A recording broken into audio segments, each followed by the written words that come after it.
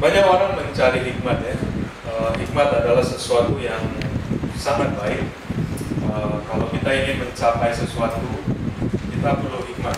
Kalau kita ingin mengejar sesuatu, kita perlu hikmat untuk mendapatkan. Tuhan ciptakan kita semua dengan suatu tujuan. Amin, saudara. Dulu saya pernah khotbah mengenai kunci nada dasar surga. Yaitu ada 3 nada yang di Alkitab ini dituliskan. Bukan kebetulan ayat pertama dari Alkitab itu adalah pada mulanya Tuhan menciptakan. Menciptakan adalah sesuatu karya Tuhan yang pertama. Tuhan menciptakan dengan suatu tujuan. Setiap dari Anda diciptakan dengan tujuan. Amin. Setiap ciptaan manusia itu juga dengan suatu tujuan. Mic ini untuk bicara, celana untuk dipakai supaya tidak malu, sepatu supaya untuk jalan tidak sakit. Betul saudara, semua yang diciptakan sebetulnya mempunyai tujuan. Dan kita diciptakan Tuhan, itu mempunyai suatu tujuan. Saudara bukan kecelakaan, tapi saudara mempunyai tujuan Tuhan. Jadi di sisi pertama, kita melihat suatu tujuan Tuhan. Katakan pada diri saudara sendiri, saya punya tujuan. Amin saudara. Dan pada kitab yang terakhir di Wahyu, ayat yang terakhir dituliskan mengenai anugerah, saudara. Ini adalah nada kedua di mana tanpa anugerah tidak mungkin tujuan Tuhan itu bisa dipenuhi. Amin, saudara. Hanya oleh anugerah, kebaikan Tuhan, tujuan hidup saudara bisa dipenuhi. Amin. Minggu lalu Yos khotbah mengenai hikmat. Hikmat adalah cara bagaimana tujuan Tuhan dan anugerah Tuhan itu bisa menjadi nyata dalam hidup saudara. Amin, saudara. Tanpa hikmat tidak mungkin kita bisa mencapai sesuatu. Kalau saudara ingin menjadi dokter tanpa hikmat, tidak mungkin saudara jadi dokter. Saudara mau cari pacar tanpa hikmat, tidak mungkin saudara bisa dapat pacar. Amin, saudara. Hikmat adalah sesuatu yang kita inginkan. Saudara ingin diberkati, ingin beli mobil, ingin beli rumah, tanpa hikmat saudara tidak mungkin bisa mendapatkan. Hikmat adalah cara untuk mendapatkan, cara untuk mengejar sesuatu. Amin, saudara. Dan ketiga nada ini adalah seorang pribadi. Firman Tuhan mengatakan di Yakobus, ternyata hikmat itu bukan hanya dari Tuhan, saudara. Di sini dikatakan, jika kamu menaruh perasaan iri hati dan kamu mementingkan diri sendiri, janganlah kamu memegahkan diri dan janganlah berdusta melawan kebenaran.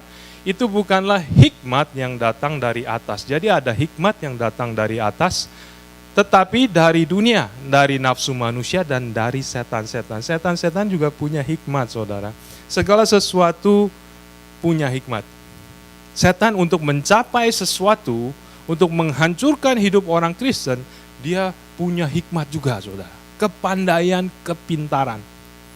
Amin, saudara. Jadi tidak semua hikmat, kebisaan untuk mendapatkan sesuatu itu datang dari Tuhan. Tidak. Bisa juga datang dari nafsu-nafsu manusia, karena keinginannya menggebu-gebu, dia mendapatkan suatu cara.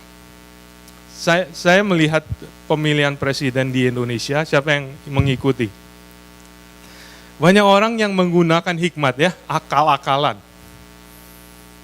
Akal-akalannya bukan dari Tuhan, saudara. Akal-akalannya itu isinya iri hati, mementingkan diri, memegahkan diri, berdusta, betul saudara kalau saudara yang mengikuti. Bukan dari atas. Amin, saudara. Datang dari nafsu manusia dan dari setan-setan. Ada yang pakai dukun segala, betul saudara. Tidak semua orang yang berhikmat itu punya hikmat dari Tuhan. Banyak anak-anak Tuhan tidak mempunyai hikmat dari Tuhan. Bagaimana anak-anak Tuhan bisa mendapatkan hikmat dari Tuhan? Amin, saudara. Sehingga tujuan hidup saudara dari Tuhan itu bisa terjadi. Amin. Hari ini kita akan belajar sedikit mengenai hal itu. Yakobus juga menggambarkan hikmat yang dari Tuhan. Tetapi hikmat yang dari atas adalah pertama-tama murni, selanjutnya pendamai, peramah, penurut, penuh belas kasihan, dan buah-buah yang baik, tidak memihak sebelah dan tidak munafik. Jadi suatu perbedaan yang sangat berbeda. Hikmat dari Tuhan yang dari atas dengan hikmat yang dari bawah, yaitu dari nafsu-nafsu manusia dan dari setan-setan. Amin saudara. Kalau saudara mau hikmat yang dari bawah, itu juga tersedia saudara. Bisa belajar sama setan-setan, bisa juga saudara. Tapi kita sebagai anak Tuhan, kita mau hikmat dari Tuhan. Amin. Katakan kiri kanan saya, mau hikmat dari Tuhan. Bagaimana anak-anak Tuhan bisa memiliki hikmat dari Tuhan? Firman Tuhan mengatakan di Amsal, takut akan Tuhan adalah permulaan hikmat, dan mengenal yang Maha Kudus adalah pengertian. The fear of the Lord is the beginning of wisdom, and the knowledge of the Holy One is understanding. Amin saudara. Kita di gereja ini jarang bicara mengenai takut akan Tuhan. Karena kita ngajarinnya banyak kali anugerah, Tuhan itu baik, betul? Tuhan itu tidak menakutkan. Tapi di sini dikatakan, untuk mendapat hikmat dari Tuhan, Anda perlu takut akan Tuhan. Amin saudara. Takut adalah sesuatu hal yang baik sebetulnya. Dan kita akan belajar sedikit bahwa takut akan Tuhan itu adalah suatu hal yang baik. Amin saudara.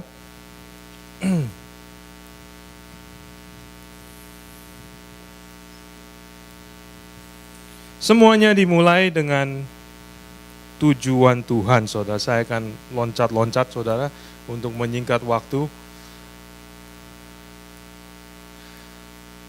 Ini ayat pertama di Alkitab. Pada mulanya Allah menciptakan langit dan bumi. Bumi tidak berbentuk dan kosong, gelap gulita menutupi samudera raya, dan roh Allah melayang-layang di atas permukaan air. Berfirmanlah Allah, jadilah terang, lalu terang itu jadi. Jadi di sini kadang pada mulanya Tuhan itu menciptakan segala sesuatu, langit dan bumi. Kalau yang namanya Tuhan, dia menciptakan selalu sempurna. Kalau dia menciptakan sesuatu yang gagal, maka Tuhan itu adalah gagal. Dan Tuhan tidak bisa menciptakan sesuatu yang gagal untuk menjadi Tuhan. Amin saudara. Jadi ayat yang kedua yang mengatakan bumi tidak berbentuk dan kosong, bukan saja kosong tapi gelap gulita dan menutupi samudra raya, itu bukan karakter Tuhan. Sesuatu sudah terjadi di situ di mana kenyataannya dosa itu sudah datang ke dunia. Amin saudara. Ini sebetulnya menggambarkan kehidupan kita. Saudara dan saya diciptakan oleh Tuhan dengan suatu tujuan. Namun karena dosa, maka kehidupan kita seringkali menjadi gelap gulita. Menjadi kosong, menjadi hampa, menjadi tidak tahu tujuan. Banyak orang Kristen yang tidak tahu tujuan hidupnya. Nggak tahu mesti ngapain. Saya salah satu yang demikian, saudara. Saya ke Amerika umur 18, nggak tahu mau jadi apa, nggak punya tujuan, nggak punya kepastian hidup.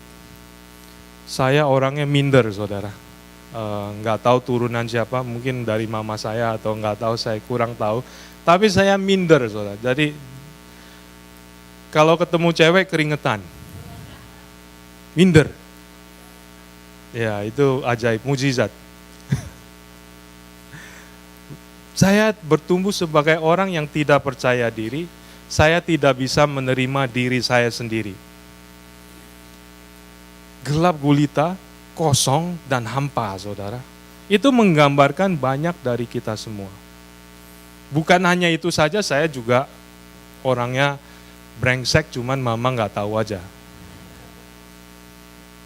Betul saudara, karena orangnya pendiam jadi nggak ketahuan. Banyak dari kita nggak usah cerita-cerita di sini juga kehidupannya sebetulnya juga demikian.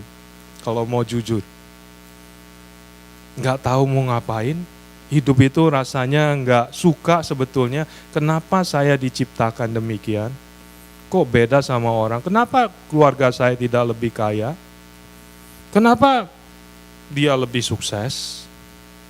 Banyak pertanyaan yang sebetulnya menggambarkan kehampaan, tidak tahu kemana tujuan hidup ini. Amin saudara. Ini permulaan dari kita semua, gambaran dari kita semua. Mungkin kita melakukan suatu hal dalam hidup yang membuat hidup kita juga nggak enak, gelap gulita. Salah membuat keputusan. Betul saudara? Sehingga normal untuk orang itu menjadi takut. Amin saudara. Dan takut itu sebetulnya baik. Kalau di sini ada anak kecil saudara, misalnya Ebi ya, Abigail udah mulai jalan-jalan, lalu dia jalan-jalan kemana-mana, temen dia bawa pisau. Karena anak kecil dia nggak tahu gitu ya, pisaunya, tentu saudara mulai minggir, betul? Jangan pakai pisau gitu ya. Coba kasih pisau tuh. Nggak akan dikasih bapak, betul? Jalan pakai pisau karena dia tidak tahu pisau ini berbahaya. Dia belum menyadari pisau ini berbahaya. Betul saudara? Tapi kalau dia sudah mulai ketusuk, pernah ketusuk dengan pisau. Saudara sini pernah ketusuk pisau? Pernah ya? Pernah potong bawang kena gores gitu ya? Pernah yang putus jarinya enggak? Belum pernah. Kalau saudara pernah mengalami demikian, saudara akan takut akan pisau. Punya rasa takut, apalagi pisaunya tajam dan besar gitu ya. Pisau tukang babi gitu ya. Rada ngeri, betul saudara?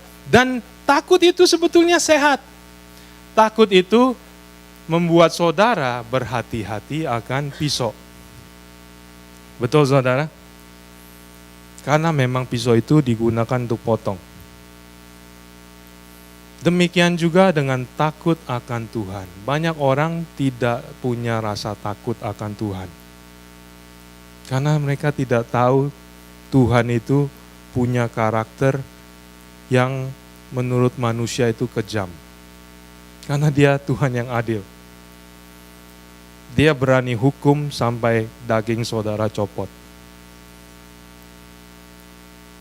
Betul saudara, itu dilakukan pada Yesus. Dia berani menghukum setiap dari dosa saudara, tanpa mengedipkan mata saudara. Amin. Karena dia mempunyai suatu karakter keadilan. Itu Tuhan saudara. Tuhan yang memang layak ditakuti saudara. Amin. Di sini dikatakan takut akan Tuhan itu adalah permulaan hikmat. Kalau saudara mulai takut akan pisau, saudara akan mulai punya hikmat bagaimana memegang pisau. Kalau saudara nggak pernah tahu takut akan pisau, bawa kemana-mana, kena orang gitu ya, sembarangan. Betul saudara? Karena saudara tidak tahu takut akan pisau. Betul saudara? Takut akan pisau, takut akan Tuhan ini adalah sesuatu yang sehat. Amin saudara. Katakan kiri kanan, takut akan Tuhan. Sesuatu yang perlu saudara, takut akan Tuhan itu. Tanpa takut akan ini, takut akan Tuhan, saudara nggak bisa punya hikmat Tuhan. Nggak bisa punya hikmat bagaimana pisau ini tidak membahayakan. Harus disimpan, jangan ditaruh di atas ranjang. Betul saudara? Siapa yang taruh pisau di atas ranjang di sini? Taruh di bawah bantal lah, siapa tahu nanti perlu potong-potong apa. Ada yang begitu saudara? Saudara itu belum kenal pisau saudara, tapi kalau saudara tahu pisau, saudara akan hati-hati. Betul saudara? Demikian juga dengan Tuhan. Takut akan Tuhan adalah sesuatu yang baik. Bahkan perlu buat kita semua. Firman Tuhan mengatakan,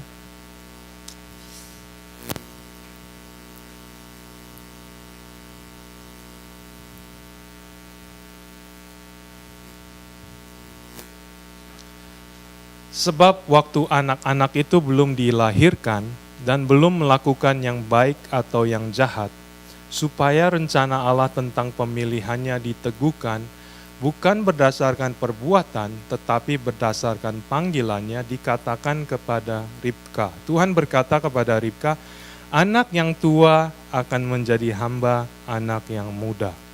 Jadi di sini dikatakan, waktu Ribka itu mengandung 2 anak, 2 bayi.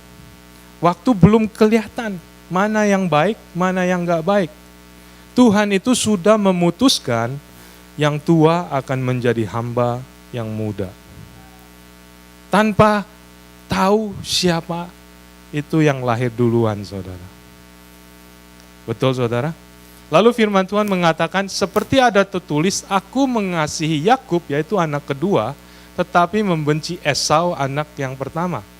Jika demikian, apakah yang hendak kita katakan? Apakah Allah tidak adil? Mustahil. Banyak orang tidak bisa menerima dirinya sendiri karena mereka tidak takut akan seorang pencipta. Saya minder, gak bisa terima diri saya sendiri. Artinya saya juga menolak pencipta saya. Saya menolak adanya pencipta. Karena untuk menjadi pencipta, dia bebas untuk menciptakan. Betul, saudara? Dia bebas untuk bisa menciptakan yang dia mau. Dia bebas membentuk Darwin sedemikian ganteng. Betul? Dan Nico ganteng juga lah. Betul, saudara? Dia bebas membentuk saudara menurut kehendaknya. Takut akan Tuhan adalah menerima diri saudara. Amin, saudara. Menerima diri saudara sebagaimana adanya. Itu adalah takut akan Tuhan. Mengakui dia sebagai pencipta saudara. Waktu saya minder begitu, saya kenal Tuhan, saya mulai belajar menerima diri saya. Ya, orangnya memang pemalu, ya mau diapain? Tuhan ciptakan saya seperti begini. Kalau lihat orang yang bawel, mungkin seperti di sini, Jason misalnya. Atau yang rame seperti Andre, bisa lawak gitu ya. Betul, saudara, saya dulu suka ngiri, saudara. Tapi saya belajar untuk menerima diri saya. Itu adalah takut akan Tuhan. Banyak saudara dari saudara yang melihat diri saudara sendiri itu tidak kurang daripada yang lain. Saudara sebetulnya menolak adanya pencipta saudara. Amin, saudara. Firman Tuhan mengatakan, siapakah kamu, hai manusia, maka kamu membantah Allah? Dapatkah yang dibentuk berkata kepada yang membentuknya, mengapakah engkau membentuk aku demikian? Apakah tukang periuk tidak mempunyai hak atas tanah liatnya untuk membuat dari gumpal yang sama suatu benda untuk dipakai guna tujuan yang mulia dan suatu benda lain dipakai guna untuk tujuan yang biasa? Amin, saudara. Takut akan Tuhan adalah permulaan hikmat. Saudara ingin terima hikmat dari Tuhan? Belajar menerima diri sendiri sebagaimana Tuhan ciptakan. Tidak perlu copy orang lain, tidak perlu iri orang lain, saudara. Lantaran orang jadi presiden, saudara ingin jadi presiden juga. Lantaran orang bisa nyanyi, saudara ingin nyanyi juga. Ya memang kalau saudara bisa nyanyi, ya nyanyi. Betul, saudara? Takut akan Tuhan adalah belajar menerima pencipta saudara dan mengakui dia punya hak menciptakan saudara sebagaimana adanya. Betul, saudara? Menerima diri. Bersyukur. Aku diciptakan memang begini. Model mukaku ya begini. Model rambutku ya begini. gayaku ya begini. Ini kebisaanku dan ini kelemahanku. Amin saudara. Saudara ingin punya hikmat dari Tuhan, tanpa menerima diri saudara, tidak mungkin hikmat itu mengalir saudara. Saudara akan selalu menolak dia sebagai pencipta. Lu brengsek, ciptain gua kayak begini. Malu-maluin, gua malu punya pencipta. Gue malu sama diri gue juga malu sama lu. Kenapa ciptain gue begini? Betul saudara?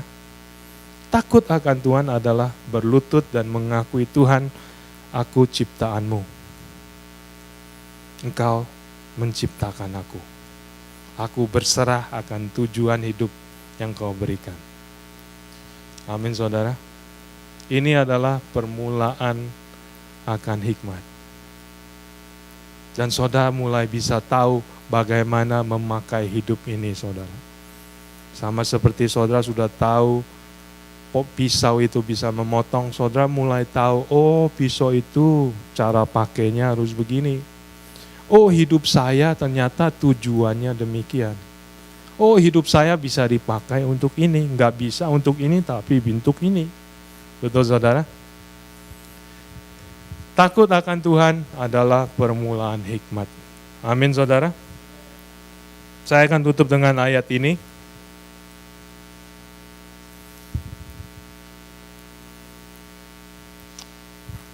Apakah gunanya uang di tangan orang bebal untuk membeli hikmat, sedangkan ia tidak menginginkannya? Why is there in the hand of a fool the purchase price of wisdom, since he has no heart for it? Gimana cara dapatkan hikmat saudara? Firman Tuhan katakan, the fear of the Lord. Sebetulnya semua orang itu punya rasa takut dalam hatinya. You have the purchase price in your heart already. Untuk dapat hikmat Tuhan hanya perlu rasa takut saudara. Amin. Setiap dari kita, setiap manusia sudah mempunyai harganya. Tapi di sini dikatakan, apa gunanya uang di tangan orang bebal untuk membeli hikmat? Dia bisa membeli hikmat. Dia bisa berlutut dan mengatakan, Tuhan Engkau penciptaku. Dengan segala kelebihan dan kekuranganku. Tapi dia tidak mau mengakuinya. Dan ia tetap menjadi orang bebal yang tidak mendapat hikmat dari Tuhan. Amin saudara. Apa gunanya uang di tangan orang bebal untuk membeli hikmat, sedangkan ia tidak mengingininya? Amin saudara. Kita semua perlu hikmat. Kita semua menginginkan hikmat. Tapi bagaimana mendapatkan hikmat itu? Dimulai Alkitab katakan, takutlah akan Tuhanmu. Hal pertama yang Anda bisa lakukan untuk takut akan Tuhan, belajar untuk menerima diri sendiri. Mengakui dia sebagai pencipta yang agung. Amin saudara. Datang kepada Tuhan. Rendahkan diri saudara. Semua lutut akan bertelut, semua mulut akan mengaku. Bukan omong kosong saudara. Itu karena takut akan Tuhan. Amin. Mari kita bangkit berdiri.